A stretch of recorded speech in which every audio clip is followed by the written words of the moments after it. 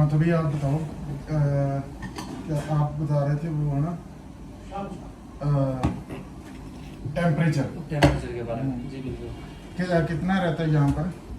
यहाँ पर नॉर्मली 25-30 तक जाते हैं और सबसे हाईएस्ट यहाँ पे टेम्परेचर है आज तक का रिकॉर्ड 65 -65। 65। ये कब की बात है? ये लगभग 85 की बात 85 की। जैसे 99 में जो हुआ था यहाँ पे, है। कब ये हुआ? जी। चलो आपको तो छोटे थे पर बातें तो सुनी होगी ना आपने? हाँ जी, बातें मतलब सुने पढ़ना रहे। तब मतलब कैसे जो फर्स्ट रिएक्शन था, जब मतलब कैसे पता लगा भी ये यहाँ पर ये कुछ हो रहा है? उनका कहना है कि मतलब करगिल जो वॉर हुआ था वो मतलब जो पाकिस्तान रेंजर्स थे वो यहाँ पे कैप्चर कर रहे थे। तो हमारे जो हमारे फौज और उनका फौज का एक सिस्टम हुआ था कि हम जो है विंटर में अपने पोस्ट पे नहीं रहेंगे। वो तो शिमला समझौता हुआ था 1972 में भी उनका एक कमिटमेंट हो गया कि आप आगे नहीं आओगे विंटर में, ना आप रहोगे ना हम रहेंगे। उनके बाद क्या हुआ, उन्होंने फिर बैठना स्टार्ट हो गया वो भी। वो मुझे पता है, वो सब पता है। मतलब जो लोकल पीपल है यहाँ के, लोकल लोग हैं, वो तो 99 में यहाँ से चले गए थे। अच्छा यहाँ से मूव हो गए? बिल्कुल। वो सारे द्रास के जितने भी करगिल के जितने भी लोग थे वो सारे यहाँ से मूव होके चले गए थे दूसरी जगह, क्योंकि यहाँ पे हमारे इंडियन आर्मी ने रहने के लिए मना किया था गवर्नमेंट। यहाँ पे ये जिस जगह में बैठे हैं जी, यहाँ पे भी गोलाबारी मतलब फुल थी? हाँ जी। तो ये घर पर है जो उनका नुकसान हुआ वो बहुत नुकसान हुआ था। हमने मतलब अपना घर बार सब कुछ छोड़ के चले गए थे, यहाँ से मूव हो गए। मतलब एक बार समेट लिया था जितना सामान वगैरह समेट सकते? जी जी बिल्कुल। नहीं मतलब इतना भी सामान लेके नहीं गए थे जैसे मतलब जरूरत का? हाँ जरूरत जो हमारे जरूरत की माल कीमती सामान लगा जी वो लेके गए थे, बाकी सब कुछ छोड़ के गए थे। सब कुछ जैसे कि हमारे हम कह सकते हैं कि अपने एनिमल्स वगैरह गाय होते हैं, पेड़ बकरे उस टाइम तो बहुत होते थे, वो सब छोड़ के हम यहाँ से चले गए। जी बिल्कुल। ਇਹ ਨਾ ਕਿਤੇ ਉਹੀ ਮਤਲਬ ਕਿ ਜਿਵੇਂ ਫੀਲਿੰਗ ਜੀ ਹੁੰਦੀ ਵੀ ਜਿਵੇਂ ਬਾਈ ਗੱਲਾਂ ਦੱਸਦਾ ਪਿਆ ਜਦੋਂ 47 ਦੇ ਵਿੱਚ ਆਪਾਂ ਉਧਰ ਹੋਏ था जब 1947 से ना पहले हम लाहौर में रहते थे। मेरे जो दादा है वो लाहौर के थे। तो 47 में जब बंटवारा हुआ, उजाड़ा हुआ, मतलब वैसे बोला जाता है कि आज़ाद हुए, पर हमारे वहाँ पे जो यही बोला जाता है पंजाब खास करके लिए, क्योंकि दोनों तरफ का जो पंजाब था उसका बहुत ज़्यादा नुकसान हुआ था। 20 लाख लोग मरे थे तब जैसे आप सेम बता रहे हैं ना कि एनिमल और अपना ज़रूरी सामान सब कुछ ऐसे ही छोड़ छाड़ के हम उधर से आ गए थे। एग्जैक्ट जैसे आप लोग गए थे, आपको तो ऐसा था भी हाँ वापस आ जाएंगे, बिल्कुल उसी हिसाब से आप सामान छोड़ के गए थे। सेम वैसे ही हमारे लोग वहाँ सामान और अपना घर बार छोड़ के आए थे कि वापस आ ही जाएंगे, पर कभी दिया नहीं पाए। तो वो जो आप बातें बता रहे हो ना, सेम मुझे वही कहीं ना कहीं रिलेट होती हैं ये बातें। फर्क ये आ गया कि आप लोग वापस आ गए, हम लोग वापस नहीं जा सकते। बिल्कुल बिल्कुल बात सही है। तो वैसे जंगें होनी नहीं चाहिए यार, क्यों? देखो यहाँ भी मरे हैं वो भी मामों के बेटे, बिल्कुल वो भी मरे हैं वो भी मामों के बेटे थे ना। हमारा तो मतलब यही हमारा हर इंसानियत का यही एम है कि अमन में रहे, पीस में रहे, यही तो प्यार मोहब्बत है। तो यहाँ पे जब बर्फ पड़ जाती है, अभी तो लोगों का मतलब यहाँ मेन बिजनेस तो यही होगा टूरिस्ट के उस पर ही जी, या और भी काम काज है लोगों के? टूरिस्ट भी है और अपना क्या बोलते हैं एग्रीकल्चर पे भी डिपेंड है। खेती कौन सी होती है? खेती कौन सी? जाऊँ होते हैं मेन और ओट्स। हाँ जाऊँ और ओट्स होते हैं हमारे मेन। ओके। और जो लोकल जो यहाँ घास जो होते हैं वो काट के स्टॉक कर लेते हैं विंटर में, वहीं अपने एनिमल्स वगैरह को खिलाते हैं बस। अच्छा ठंड में मतलब उनके खाने के लिए जो प्रबंध करना है वो भी करना अभी से करना है, बिल्कुल बिल्कुल इसी 6 महीने में। तो इतना कितना भी कर ले तो 6 महीने में बहुत सर मतलब बहुत बड़ा स्टोर होता है। अब जिनको मतलब घास फूस का या जमीन कम है वो तो फिर खरीद के लाते हैं। हाँ जी। 6 महीने का खरीद के रखेंगे। बिल्कुल, वो खरीद के रखेंगे। अगर उनको 1-2 महीना मतलब समझो मार्च अप्रैल में घास उनको खत्म हो गया तो वो दूसरों से खरीद के लाएंगे, और वो घास जो है मार्च अप्रैल में बहुत महंगा पड़ जाएगा उनको, क्योंकि तब क्या रेट मिलता है घास जब ठंड रहता है? उसमें तो फिर 1 क्विंटल का लगभग आपको 4-5 हज़ार लेंगे जी। है? बिल्कुल, उस टाइम आपको कौन घास देगा? मार्च अप्रैल में तो देगा नहीं। उस टाइम वही टाइम होता है जहाँ पे घास खत्म होने के टाइम होता है, उस टाइम फिर महंगा बढ़ जाता है। नहीं तो 4-5 हजार का घास उसको जानवर को खिला के तो वो कितने दिन निकलेगा? 4-5 हजार का 1 क्विंटल तो वो 4 दिन में खा जाएगा। गाड़ी आप पूरी गाड़ी भर जाती है। नहीं 1 क्विंटल में? नहीं वैसे पूरी गाड़ी मंगाते ना दूसरा।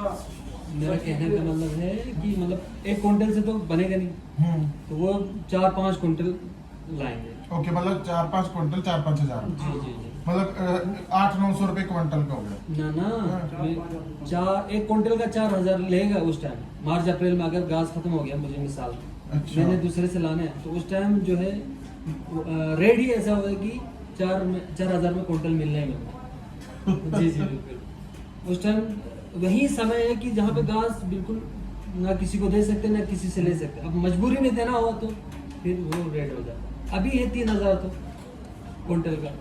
नहीं तो मतलब है 4,000 का क्विंटल घास है।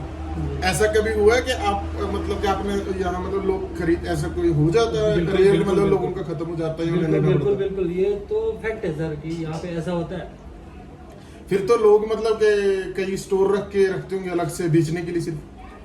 स्टोर नहीं नहीं मतलब स्टॉक करके भी सर्दियों में बेचेंगे? नहीं, अमूमन लोग बेचते नहीं है। अच्छा। अब मजबूरी, जैसे कि मुझे मजबूरी हो तो मैं दूसरे से लाएंगे, भाई मुझे चाहिए Okay. इतना घास, तो वो मजबूरी में दे देंगे, लेकिन रेट कम नहीं नहीं करेंगे। करेंगे। बिल्कुल, रेट कम नहीं करेंगे, ये चीज़ है सर।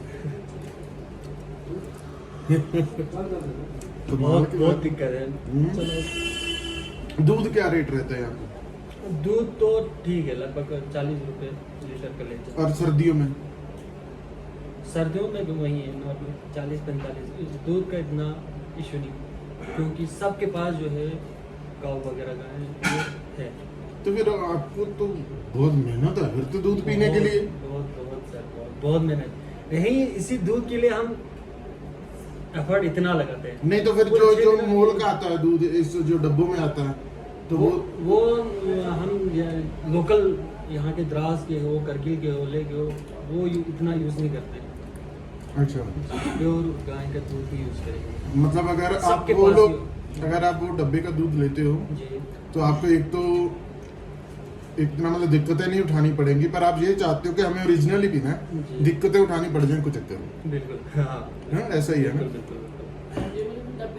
पहले तो सबके पास, जैसे कि हमारे परदादे कहते थे कि दादे, उनका सुनना है कि हमारे दादा कह रहे थे कि उनके परदादे कह रहे थे कि पहले तो उनके पास 40 बेडू, 5 गाय, 4 घोड़े, मुर्गियां बड़े होते थे।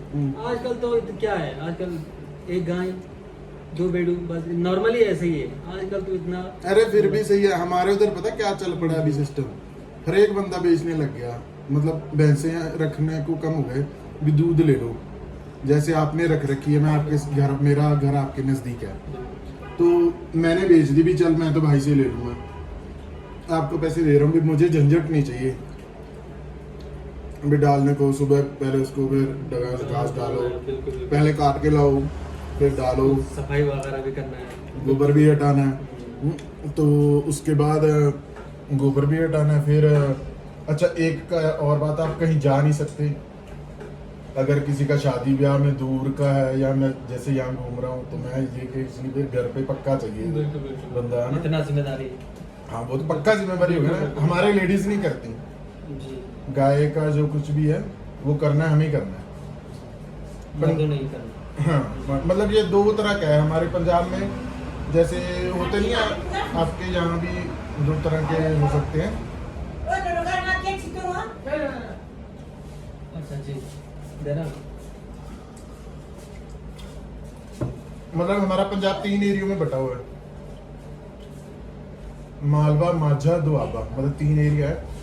नदी पड़ती है 2, मतलब उस नदी से इधर का एरिया है वो अलग है।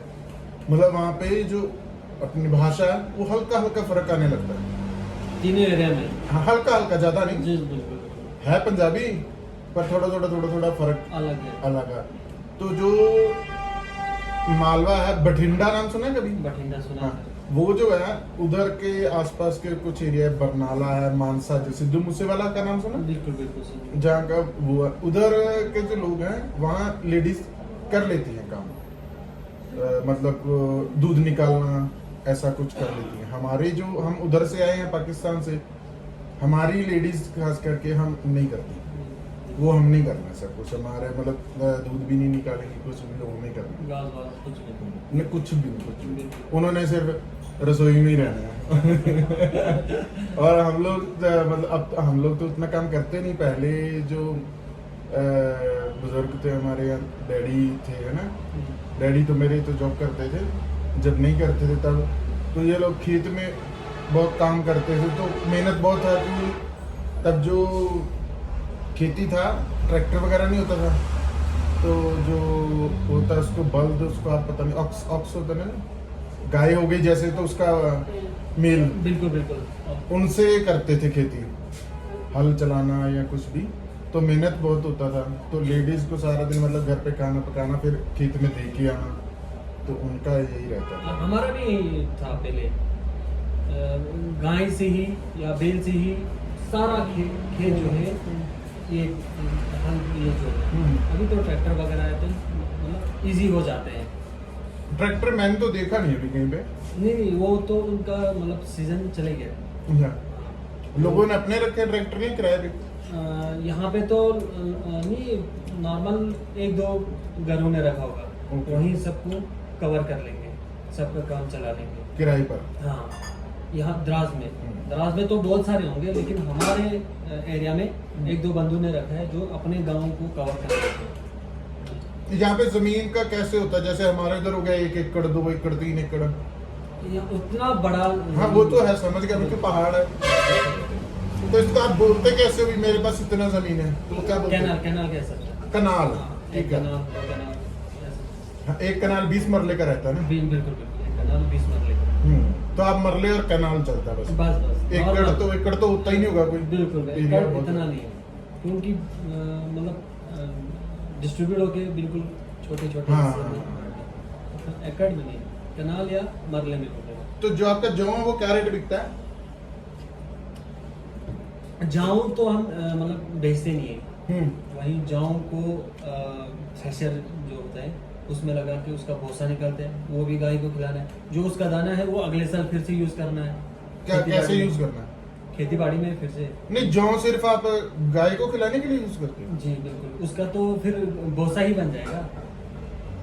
नहीं, और जो normally- उसमें दाना होता है, जौ होता है जो, उसका क्या करते हैं? हाँ मैं वही कह रहा हूँ, जो उसका दाना होता है वो पहले जमाने में बहुत खाते थे घी के साथ। हमारे बुजुर्ग जो थे वो उनका आटा जो निकलते हैं हाँ। बहुत खाते थे, क्योंकि हाँ। उनका फूड ही वही था। हाँ। आजकल तो क्या है, चावल है, रोटी है, सब कुछ है, तो वो उन चीजों को खाना ही छोड़ दिया बिल्कुल। अब गाय को ही खिलाते हैं, ये चीज है फर्क। मतलब दाने का सिर्फ इतना ही काम है कि उसमें से जो निकलेगा अगले साल बो दिया। बस। और जो नॉर्मली जिनके घरों में ये फैक्ट है सर, जिनके घरों में मतलब बुजुर्ग होंगे वो थोड़े बहुत निकालेंगे, 10 केजी 15-20 केजी, हार्डली 30-40 केजी बस खाने के लिए। जिनके घरों में बुजुर्ग हो, जिनके घरों में नौजवान होंगे वो नहीं करेंगे। हालांकि मैं अपनी भी बात कर रहा हूँ, हम लोग हमारे घर में भी बुजुर्ग हैं, नॉर्मली दादी को खाने के लिए निकालते हैं, बाकी हम तो खाते नहीं, क्योंकि आजकल चावल खा रहे हैं, सब्जी खा रहे हैं, दाल, कसम की चीजें आए, फूड आए। ये जौ की बीर भी तो बनती है। बीर ये वगैरह नहीं बनाते हम, तो सिर्फ हम कहते हैं सत्तू की गोले, जो आटे से जो बनाते हैं, बस वही नॉर्मली रोटी ये वक्त एक कनाल में से जब आप काटते हो तो कितना के जौ निकल आता है? कितनी अब एक कनाल से कितना आएंगे सर, उतना तो अंदाजा कोई? एक कनाल से तो काफी आएंगे। क्यों गेहूं में में जो गेहूं है 1 कनाल से